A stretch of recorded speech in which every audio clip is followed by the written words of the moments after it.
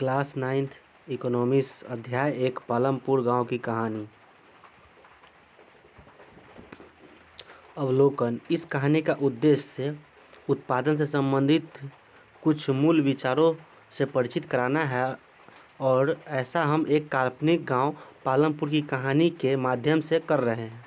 पालमपुर में खेती मुख्य क्रिया है, जबकि अन्य कई क्रिया जैसे लघु स्तरीय विनिर्माण, डेयरी, परिवहन आदि सीमित स्तर पर की जाती है। इन उत्पादन क्रियाओं के लिए विभिन्न प्रकार के संसाधनों की आवश्यकता होती है, यथा प्राकृतिक संसाधन, मानव निर्मित वस्तुएं, मानव प्रयास, मुद्रा आदि। पालमपुर की कहानी से हमें विदित होगा कि गांव में इच्छित वस्तुओं और सेवाओं का उत्पादन करने के लिए विभिन्न साधन किस प्रकार समायोजित होते हैं।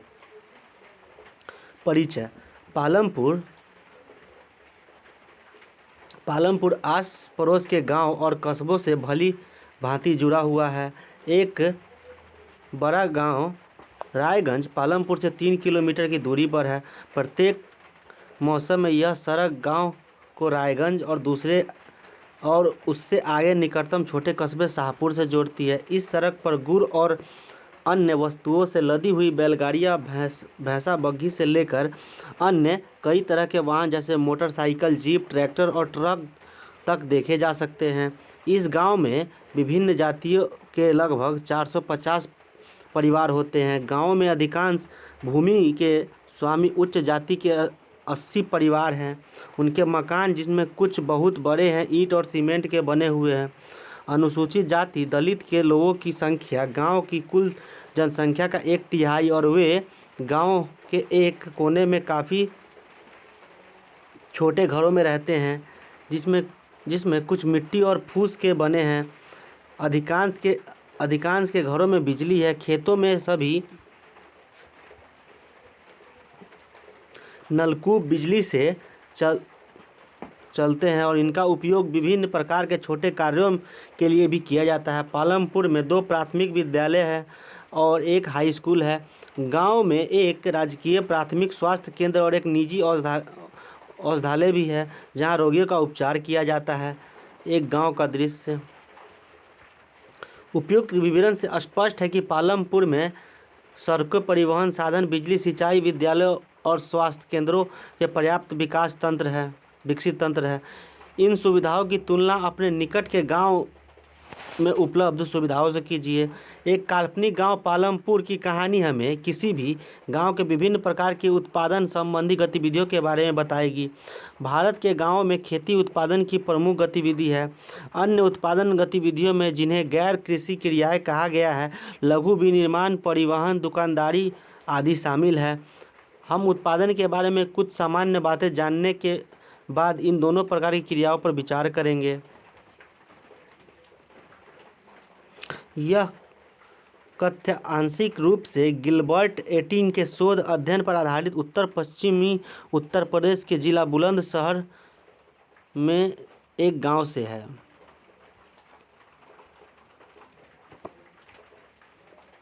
उत्पादन का संगठन। उत्पादन का उद्देश्य ऐसी वस्तुएं और सेवाएं उत्पादित करना है जिसकी हमें आवश्यकता है। वस्तुओं और सेवाओं के उत्पादन के लिए 4 चीज़ें आवश्यक है। पहली आवश्यकता है भूमि, अन्य प्राकृतिक संसाधन, जल, वन, खनिज। दूसरी आवश्यकता है श्रम, अर्थात जो लोग काम करेंगे। कुछ उत्पादन क्रियाओं में जरूरी कार्यों के लिए बहुत ज़्यादा पढ़े लिखे कर्मियों की ज़रूरत होती है। दूसरी क्रियाओं के लिए शारीरिक कार्य करने वाले श्रमिकों की ज़रूरत होती है। प्रत्येक श्रमिक उत्पादन के लिए आवश्यक श्रम प्रदान करता है।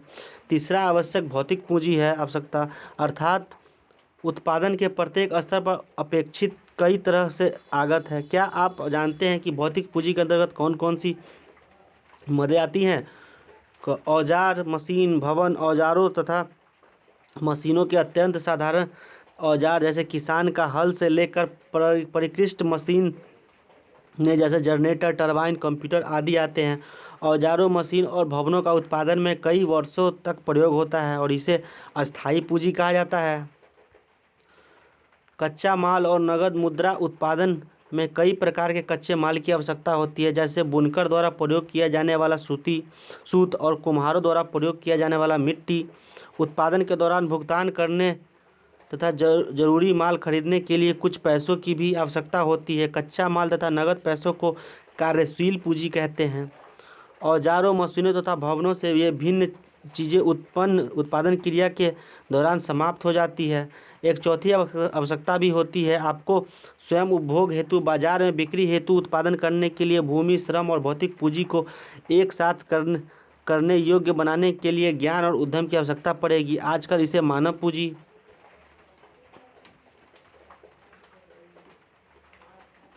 कहा जाता है। मानव पूंजी के विषय में और अधिक अध्ययन हम अगले अध्याय में करेंगे। कारखाने में मशीनों पर कार्य करते श्रमिक। चित्र में उत्पादन में प्रयुक्त भूमि, श्रम और स्थायी पूंजी की पहचान कीजिए।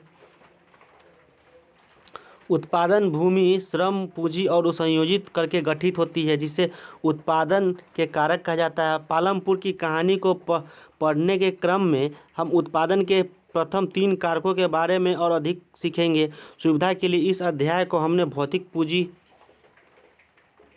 को पूंजी कहेंगे। पालमपुर में खेती। भूमि स्थिर है। पालमपुर में खेती उत्पादन की प्रमुख क्रिया है। काम करने वाले 75% लोग अपनी जीविका के लिए खेती पर निर्भर है। वे किसान अथवा कृषि श्रमिक हो सकते हैं। इन लोगों का हित खेतों में उत्पादन से जुड़ा हुआ है। लेकिन याद रखिए, कृषि उत्पादन में एक मूलभूत कठिनाई है। खेती के प्रयुक्त भूमि क्षेत्र वस्तुतः स्थिर होती है। पालमपुर में वर्ष 1960 से आज तक जुताई के अंतर्गत भूमि क्षेत्र में कोई विस्तार नहीं हुआ है। उस समय तक गांव की कुछ बंजर भूमि को कृषि योग्य भूमि में बदल दिया जाता था। नई भूमि को खेती योग्य बनाकर कृषि उत्पादन को और बढ़ाने की कोई गुंजाइश नहीं है। भूमि मापने की मानक कई हेक्टेयर है। यद्यपि गाँव में भूमि का माप बीघा, गुट्ठा आदि जैसी क्षेत्रीय इकाइयों में भी किया जाता है। यह 1 हेक्टेयर से 100 मीटर की भुजा वाले वर्ग के क्षेत्रफल के बराबर होता है। क्या आप 1 हेक्टेयर के मैदान के क्षेत्र में की तुलना अपने स्कूल के मैदानों से कर सकते हैं? क्या उसी भूमि से अधिक पैदावार करने को कोई तरीका है? यहाँ जिस प्रकार की फसल पैदा की जाती है और सुविधाएं उपलब्ध है, उन्हें देखते हुए पालमपुर उत्तर प्रदेश के पश्चिम भाग के गांव की तरह लगता है। पालमपुर में समस्त भूमि पर खेती की जाती है। कोई भूमि बेकार नहीं छोड़ी जाती। बरसात के मौसम खरीफ में किसान ज्वार और बाजरा उगाते हैं। इन पौधों को पशुओं के चारे के लिए प्रयोग में लाया जाता है। इसके बाद अक्टूबर और दिसंबर के बीच आलू की खेती होती है। सर्दी के मौसम में रबी में खेतों में गेहूँ उगाया जाता है। उत्पादित गेहूँ में से परिवार के खाने के लिए रखकर शेष गेहूं किसान रायगंज की मंडी में बेच देते हैं। भूमि के एक भाग में गन्ने की खेती भी की जाती है, जिसकी वर्ष में एक बार कटाई होती है। गन्ना अपने कच्चे रूप में या गुड़ के रूप में शाहपुर के व्यापारियों को बेचा जाता है। पालमपुर में एक वर्ष में किसान 3 अलग अलग फसलें इसलिए पैदा कर पाते हैं क्योंकि वहाँ सिंचाई की सुविकसित व्यवस्था है। पालमपुर में बिजली जल्दी ही आ गई थी। इसका मुख्य प्रभाव यह पड़ा कि सिंचाई की पद्धति बदल गई। तब तक किसान कुओं से रहट द्वारा पानी निकालकर छोटे छोटे खेतों में सिंचाई किया करते थे। लोगों ने देखा कि बिजली से चलने वाले नलकूप में ज़्यादा प्रभावकारी ढंग से अधिक क्षेत्र की सिंचाई की जा सकती है। प्रारंभ में कुछ नलकूप सरकार द्वारा लगाए गए थे, पर जल्द ही किसानों ने अपने निजी नलकूप लगाने प्रारंभ कर दिए। परिणाम स्वरूप 1970 के दशक के मध्य तक 200 हेक्टेयर के पूरे जुते हुए क्षेत्र की सिंचाई होने लगी। भारत में सभी गांवों में ऐसी उच्च स्तर की सिंचाई व्यवस्था नहीं है। नदियों मैदानों के अतिरिक्त हमारे देश में तटीय क्षेत्रों में अधिक सिंचाई होती है। इसके विपरीत पठारी क्षेत्रों में जैसे दक्षिणी पठार में सिंचाई कम होती है। देश में आज भी कुल कृषि क्षेत्र का 40% से भी अधिक कम क्षेत्र में ही सिंचाई होती है। शेष क्षेत्र में खेती मुख्यतः वर्षा पर निर्भर है। एक वर्ष में किसी भूमि पर एक से ज़्यादा फसल पैदा करने की बहुविधि फसल प्रणाली कहते हैं। यह भूमि किसी एक टुकड़े में उपज बढ़ाने के सबसे सामान्य प्रणाली है। पालमपुर में सभी किसान कम से कम 2 मुख्य फसलें पैदा करते हैं। कई किसान पिछले 15-20 वर्षों में तीसरी फसल के रूप में आलू पैदा कर रहे हैं। गेहूँ, बाजरा, गन्ना, आलू विभिन्न फसलें हैं। आइए चर्चा करें। सारणी 1.1 में 10 लाख मिलियन हेक्टेयर की इकाइयों में भारत में कृषि क्षेत्र को दिखाया गया है। सारणी के नीचे दिए गए आरेख में इसे चित्रित करें। आरेख क्या दिखाता है, कक्षा में चर्चा करें। क्या सिंचाई के अंतर्गत आने वाले क्षेत्र को बढ़ाना आवश्यक है, क्यों?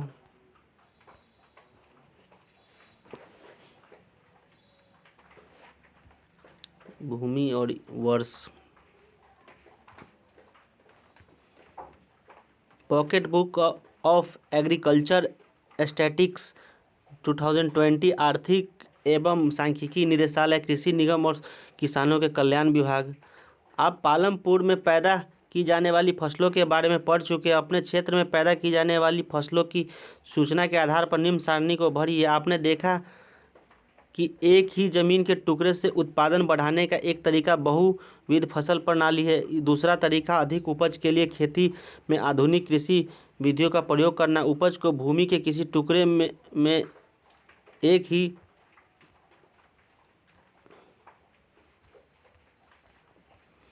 मौसम में पैदा की गई फसल के रूप में मापा जाता है। 1960 के दशक के मध्य तक खेती में पारंपरिक बीजों का प्रयोग किया जाता था, जिनकी उपज अपेक्षाकृत कम थी। परंपरागत बीजों को कम सिंचाई की आवश्यकता होती है। किसान उर्वरक के रूप में गाय के गोबर या दूसरी प्राकृतिक खाद का प्रयोग करते हैं। यह सब किसानों के पास तत्काल की उपलब्ध थे। उन्हें इनको दिखाना नहीं पड़ता था। 1960 के दशक के अंत में हरित क्रांति ने भारतीय किसानों को अधिक उपज वाले बीजों HYV के द्वारा गेहूं और चावल की खेती के लिए करने के तरीके सिखाए। परंपरागत बीजों की तुलना में HYV बीजों से एक ही पौधे से ज़्यादा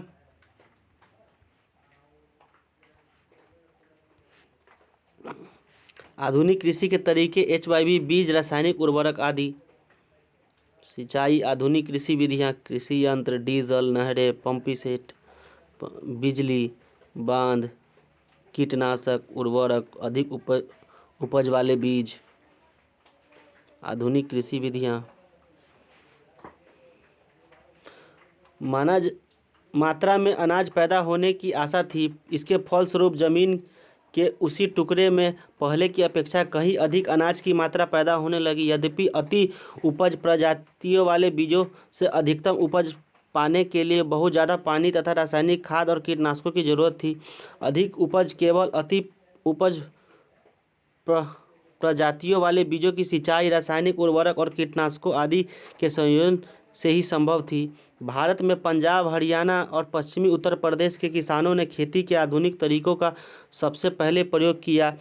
इन क्षेत्रों में किसानों ने खेती में सिंचाई के लिए नलकूप और HYV बीजों, रासायनिक उर्वरकों तथा कीटनाशकों का प्रयोग किया। उसमें से कुछ ने ट्रैक्टर और फसल गहाने के मशीन खरीदे, जिसमें जुताई और कटाई के काम को तेजी कर दिया। इससे इन्हें गेहूं की ज़्यादा पैदावार प्राप्त हुई। पालमपुर में परंपरागत बीजों से गेहूं की उपज 1300 किलोग्राम प्रति हेक्टेयर थी। HYV बीजों से उपज 3200 किलोग्राम प्रति हेक्टेयर तक पहुंच गई। गेहूं के उत्पादन में बहुत अधिक वृद्धि हुई। किसानों के पास बाजार में बेचने को अब अधिशेष गेहूं की काफ़ी मात्रा उपलब्ध थी। बहुविध फसल प्रणाली और खेती की आधुनिक विधियों में क्या अंतर है? सारणी 1.2 में भारत में हरित क्रांति के बाद गेहूं और दालों के उत्पादन को करोड़ टन इकाइयों में दिखाया गया है। इसे दालों तथा गेहूं का उत्पादन करोड़ टन में देखिए यहाँ दिखाया गया है।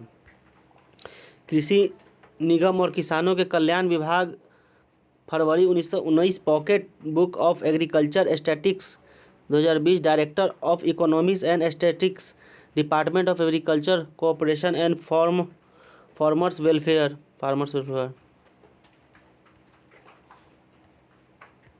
एक आरेख बनाकर दिखाइए, क्या हरित क्रांति दोनों ही फसलों के लिए समान रूप से फसल सिद्ध हुई? विचार विमर्श करें। आधुनिक कृषि विधियों को अपनाने वाले किसान के लिए आवश्यक कार्यशील पूंजी क्या है?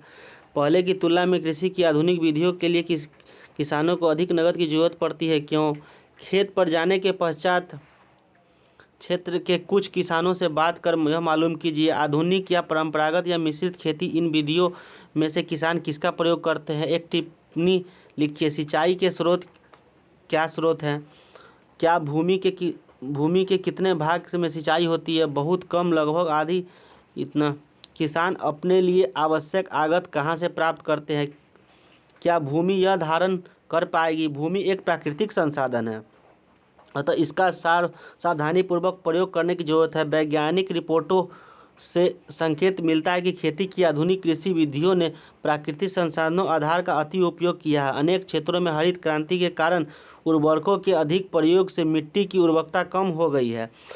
इसके अतिरिक्त नलकूपों से सिंचाई के कारण भूमि जल की सतत प्रयोग से भौम जल स्तर कम हो गया है। मिट्टी की उर्वरता और भौम जल जैसे पर्यावरणीय संसाधन कई वर्षों में बनते हैं। एक बार नष्ट होने के बाद उन्हें पुनर्जीवित करना बहुत कठिन है।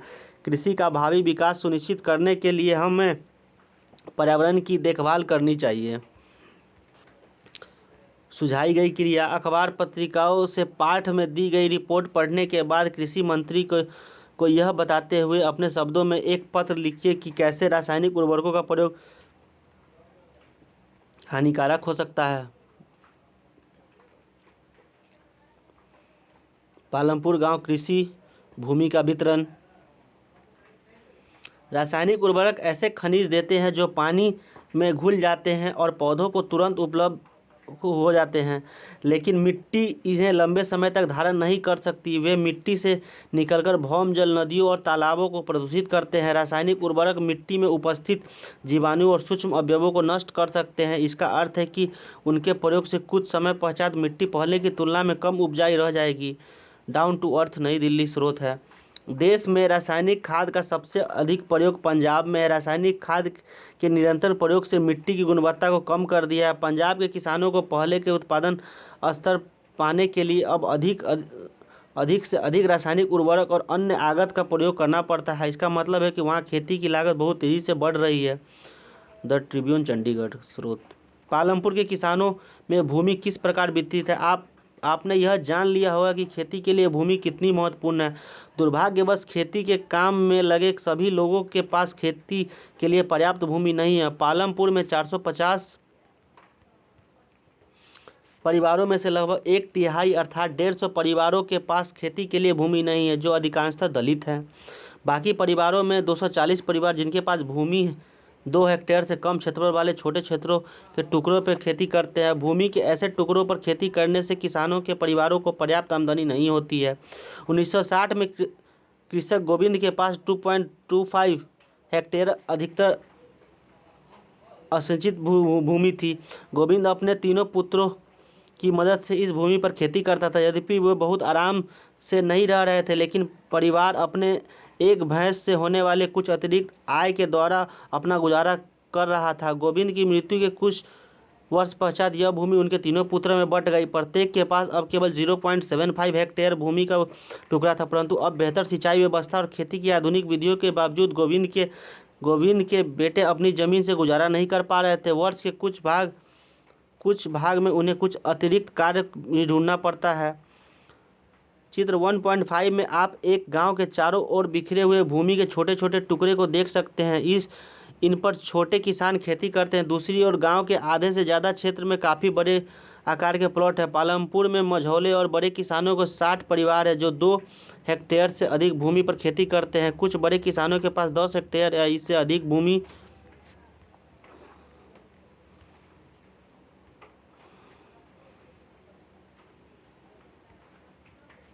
खेत में कार्य गेहूं फसल कटाई, बीज बोना, कीटनाशकों का छिड़काव तथा आधुनिक एवं परंपरागत विधियों के फसल की जुताई। चित्र 1.5 में क्या तुम छोटे किसानों द्वारा खेती के प्रयुक्त भूमि को छायांकित कर सकते हो?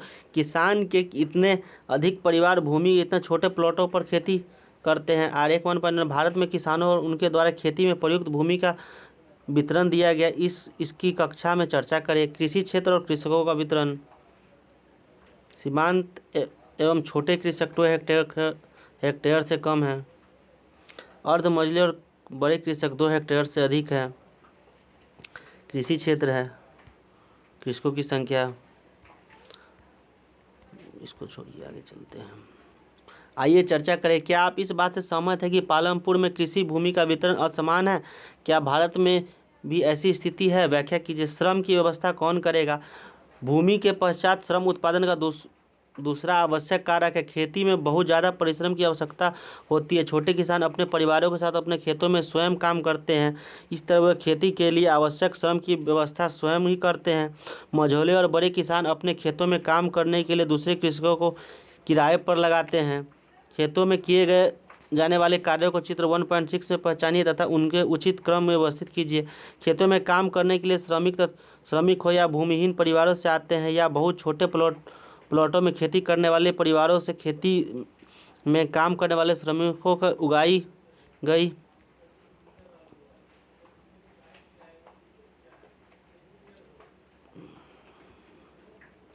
डाला और रामकली के बीच बातचीत। डाला और रामकली गांव के सबसे निर्धन नागरिक में से एक हैं।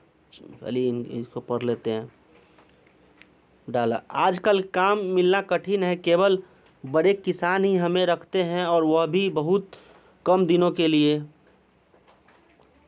घनश्याम एक बड़ा किसान है और उसने अभी अभी एक हार्वेस्टर खरीदा है, इसलिए इस वर्ष कटाई के मौसम में हमें और भी कम काम मिलेगा। पिछले वर्ष पूरे वर्ष मैंने 5 माह से भी कम समय काम किया था। हमारे पास जुताई के लिए ट्रैक्टर, कटाई के लिए हार्वेस्टर तथा गहाई के लिए थ्रेशर है। यहाँ तक कि खरपतवार को साफ करने के लिए कुछ किसान खरपतवार नाशकों को छिड़कते हैं। इस वर्ष मुझे रायगंज में ईंट भट्टे पर काम करने की तलाश करनी पड़ेगी।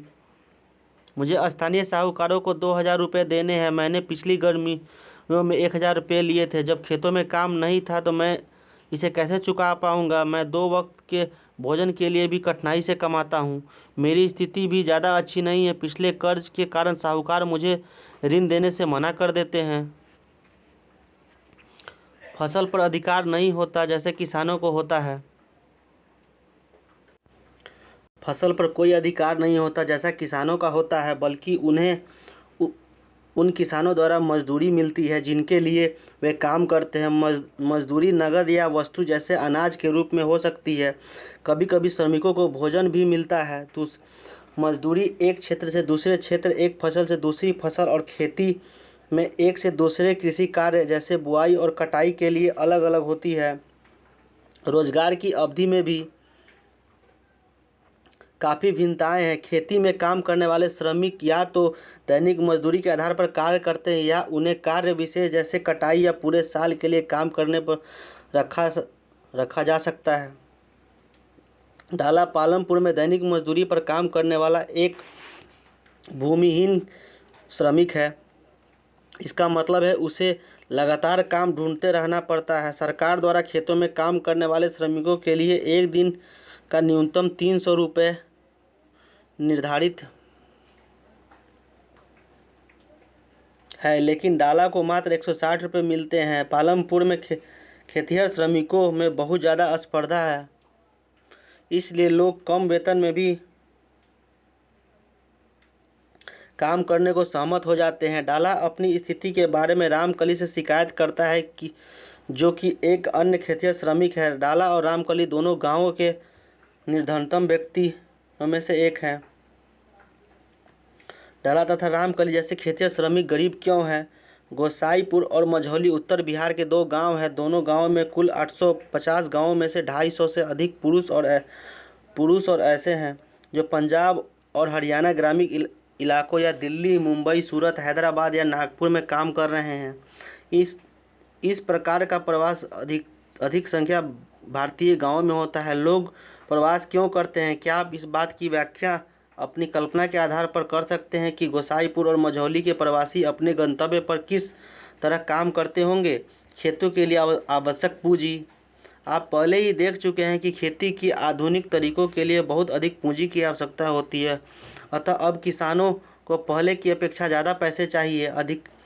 अधिसंख्य छोटे किसानों को पूंजी की व्यवस्था करने के लिए पैसा उधार लेना पड़ता है। वे बड़े किसानों से, गांव के साहूकारों से या खेती के लिए विभिन्न आगतों की पूर्ति करने वाले व्यापारियों से कर्ज लेते हैं। ऐसे कर्ज पर ब्याज की दर बहुत ऊंची होती है। कर्ज चुकाने के लिए उन्हें बहुत कष्ट सहने पड़ते हैं। सविता की कहानी। सविता एक लघु कृषक है। वह अपनी 1 हेक्टेयर ज़मीन पर गेहूं पैदा करने की योजना बनाती है। बीज और कीटनाशकों के अतिरिक्त उसे पानी खरीदने और खेती के औजारों की मरम्मत करवाने के लिए नगद पैसों की ज़रूरत है। उसका अनुमान है कि कार्यशील पूंजी के रूप में ही उसे 3,000 रुपये चाहिए। उसके पास पैसा नहीं है, इसलिए वह एक बड़े किसान तेजपाल सिंह से कर्ज लेने का निर्णय लेती है। तेजपाल सिंह सविता को 24% की दर पर 4 महीने के लिए कर्ज देने को तैयार हो जाता है, जो ब्याज की एक बहुत ऊंची दर है। सविता को यह भी वचन देना पड़ता है कि वह कटाई के मौसम में उसके खेतों में एक श्रमिक के रूप में 100 रुपये प्रतिदिन काम करेगी। आप भी कह सकते हैं कि यह मजदूरी बहुत कम है। सविता जानती है कि उसे अपने खेतों की कटाई पूरी करने में बहुत मेहनत करनी पड़ेगी। उसके बाद उसे तेजपाल के खेतों में श्रमिक की तरह काम करना होगा। कटाई का समय बहुत व्यस्त होता है। 3 बच्चों की मां के रूप में उस पर घर के कामों का भी बहुत जिम्मेदारियां हैं। सविता इस कठोर शर्तों को मानने के लिए तैयार हो जाती है, क्योंकि उसे मालूम है कि छोटे किसानों को कर्ज मिलना बहुत कठिन है। छोटे किसानों के विपरीत मझले और बड़े किसानों को खेती से बचत होती है। इस तरह वे आवश्यक पूंजी की व्यवस्था कर लेते हैं। इन किसानों को बचत कैसे होती है, आप इसका उत्तर अगले भाग में पाएंगे। अब तक की कहानी। हमने उत्पादन के 3 कारक भूमि, श्रम और पूंजी तथा खेती के प्रयोग के बारे में पढ़ा। आइए अब दिए गए रिक्त स्थानों को भरें। उत्पादन के 3 कारकों में श्रम उत्पादन का सर्वाधिक प्रचुर मात्रा में उपलब्ध कारक है। ऐसा उनके लोग हैं जो गांवों में खेतिहर मजदूरों के रूप में काम करने को तैयार है, जबकि काम के अवसर सीमित है। ये तो भूमिखंड परिवारों से हैं या किसानों से। अधिशेष कृषि उत्पादों की बिक्री। मान लीजिए कि किसानों ने उत्पादन के 3 कारकों का प्रयोग कर अपनी भूमि में गेहूं पैदा किया है। गेहूं की कटाई की जाती है और उत्पादन पूर्ण हो जाता है। किसान गेहूं का क्या करते हैं, वे परिवार के उपभोग के लिए कुछ गेहूं रख लेते हैं और अधिशेष गेहूं को बेच देते हैं।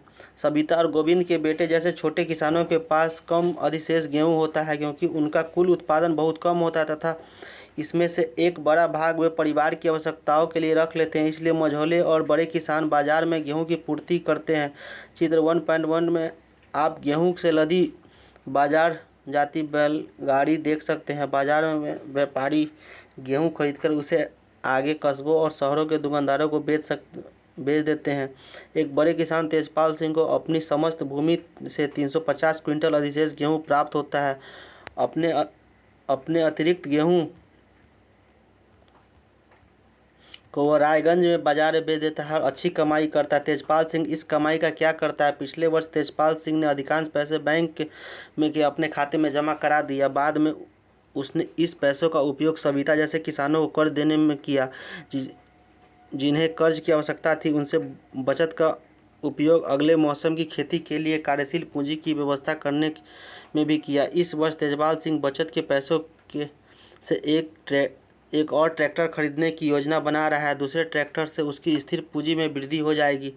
तेजपाल सिंह की भांति दूसरे बड़े और मझौले किसान भी खेती के अधिशेष कृषि उत्पादों को बचाते हैं। कमाई के एक भाग को अगले मौसम के लिए पूंजी की व्यवस्था के लिए बचा कर रखा जाता है। इस तरह वे अपनी खेती के लिए पूंजी की व्यवस्था अपनी ही बचतों से कर लेते हैं। कुछ किसान बचत का उपयोग पशु, ट्रक आदि खरीदने अथवा दुकान खोलने में भी करते हैं। जैसा कि हम देखते हैं, इन सबको गैर कृषि कार्यों के लिए पूंजी कहते हैं। पालमपुर में गैर कृषि क्रिया है। हमने देखा कि पालमपुर में कृषि की प्रमुख क्रिया है। अब हम गैर कृषि उत्पादक क्रियाओं पर विचार करेंगे। पालमपुर में काम करने वाले केवल 25% लोग कृषि के अतिरिक्त अन्य कार्य करते हैं। डेयरी अन्य प्रचलित क्रिया।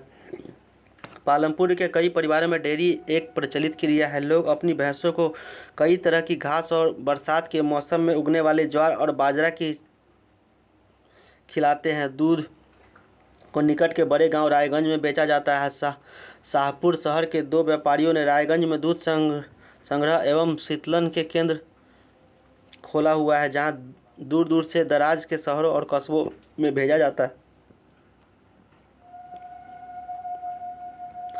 आइए चर्चा करें। हम 3 किसानों के उदाहरण लेते हैं। प्रत्येक ने अपने अपने खेतों में गेहूं बोया है, यद्यपि उनका उत्पादन भिन्न भिन्न है। स्तंभ 2 किसान। दूसरा, प्रत्येक किसान के परिवार द्वारा गेहूं का उपयोग समान है। उपभोग। तीसरा, किसान इस वर्ष समस्त अधिशेष गेहूं का उपयोग अगले वर्ष के उत्पादन के लिए पूंजी के रूप में किया जाता है। यह भी मान लीजिए कि उत्पादन इससे प्रयुक्त होने वाली पूंजी का दोगुना होता है। सारणियों को पूरा करें।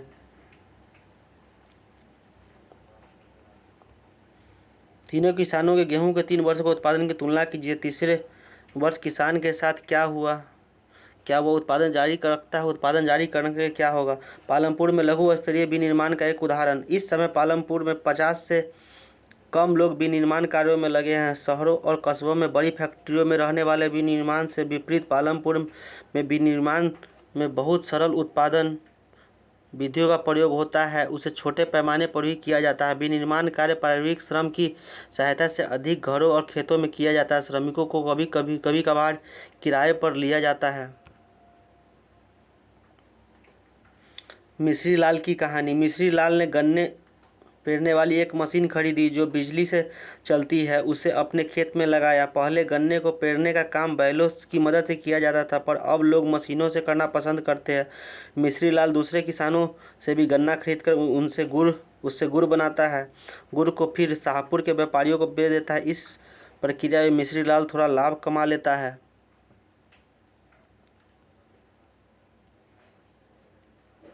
पालमपुर के दुकानदार। पालमपुर के ज़्यादा लोग व्यापार वस्तु विनिमय नहीं करते हैं। पालमपुर के व्यापारी वे दुकानदार हैं शहर के थोक बाज़ारों से कई प्रकार की वस्तुएं खरीदते हैं और उन्हें गांव लाकर बेचते हैं। आप देखेंगे कि गांव में छोटे जनरल स्टोर में चावल, गेहूं, तेल, बिस्कुट, साबुन, टूथपेस्ट, बैटरी, मोमबत्तियाँ, कॉपी, पेन, पेंसिल तक की कुछ कपड़े भी बिकते हैं। कुछ परिवारों ने जिनके घर बस स्टैंड के निकट है, अपने घर के एक भाग में छोटी दुकानें खोल ली है। वे खाने की चीज़ें बेचते हैं।